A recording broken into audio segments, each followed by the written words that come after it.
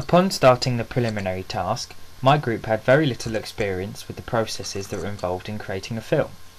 We started out not knowing all that much about how a camera actually works, and wondered if we would be able to even finish the task to the standards that were expected of us.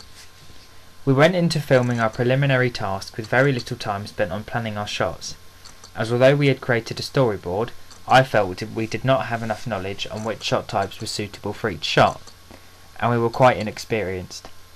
An example of this is the scene where an over-the-shoulder shot is used of the dead body, and you can see the killer's face is slightly hidden by the body's ear. We had aimed to use this shot to make it seem as though the dead body was the one speaking, when in reality it was the killer who has a form of mental illness.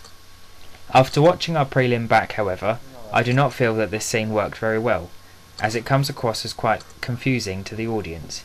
An over-the-shoulder shot is far too close to the subject's head, which disorientates viewers.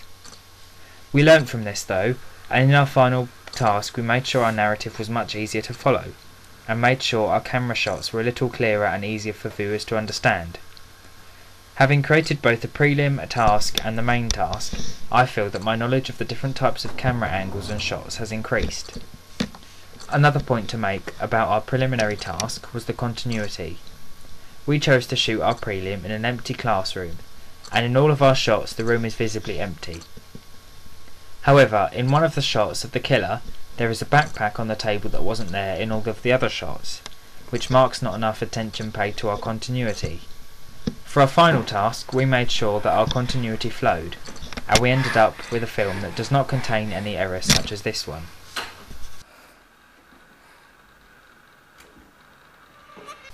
After creating our preliminary task with the camera provided by the school, we soon found that the quality was extremely fuzzy in the editing stages, and our end result was quite blurry and hard to see.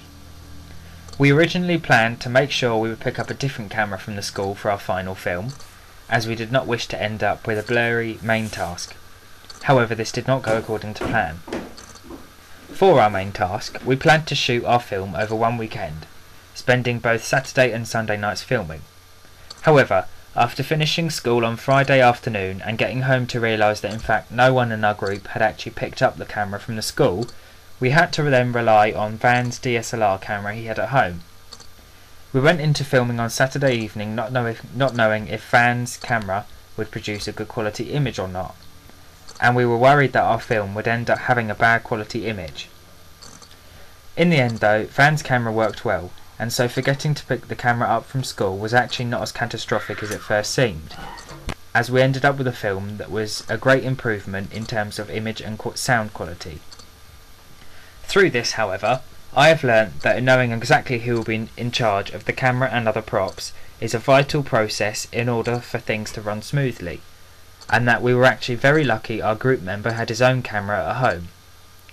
Eventually though, we ended up with an end product that we were all proud of, and feel that we have learnt a great deal about the construction of film from the preliminary task to the main task.